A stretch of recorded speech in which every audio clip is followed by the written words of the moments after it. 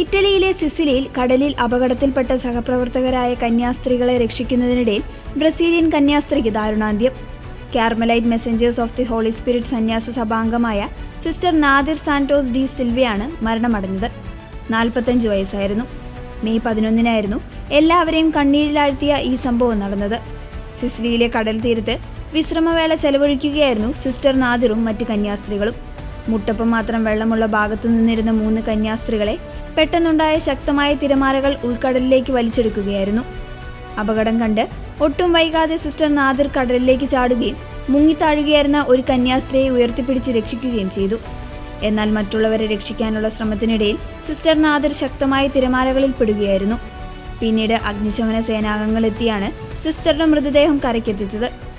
1980 ബ്രസീലിലെ ബഹിയയിൽ ജനിച്ച സിസ്റ്റർ നാദിറിന്റെ ജീവിതം ഏറെ ശ്രദ്ധേയമാണ്. തന്റെ യൗവനകാലത്ത് വിശ്വാസത്തിൽ നിന്ന് അകന്നു നിന്നിരുന്ന സിസ്റ്റർ നാദിർ പങ്ക് ആൻഡ് ആർക്കനൈസ്ഡ് എന്നാണ് സ്വയം വിശേഷിപ്പിച്ചിരുന്നത്. പിൽക്കാലത്ത് പരിശുദ്ധാത്മാവിന്റെ ഇടപെടലിലൂടെ സിസ്റ്റർ സഭയിലേക്ക് മടങ്ങിവരികയും ക്രിസ്തുവിനായി ജീവിതം സമർപ്പിക്കുകയും ചെയ്തു. ഇറ്റലിയിലെ സഭാ സമൂഹത്തിന്റെ പ്രാദേശിക പ്രിയോറസായി സേവനമനുഷ്ഠിച്ചു വരികയായിരുന്നു സിസ്റ്റർ നാദിർ. തന്റെ സ്നേഹിതർക്കു വേണ്ടി ജീവൻ അർപ്പിക്കുന്നതിനേക്കാൾ വലിയ സ്നേഹമില്ല എന്ന തിരുവചനം സിസ്റ്റർ നാദിർ സ്വന്തം ജീവിതത്തിലൂടെ കാണിച്ചു തന്നു. സിസ്റ്റർ നാദിറിന്റെ മരണം സഭയെ സംബന്ധിച്ചിടത്തോളം വലിയൊരു നഷ്ടമാണെങ്കിലും സിസ്റ്റർ കാണിച്ചു തന്ന സ്നേഹത്തിന്റെ പാത എന്നും ഓർമ്മിക്കപ്പെടുമെന്ന് സന്യാസിനി സമൂഹം അറിയിച്ചു.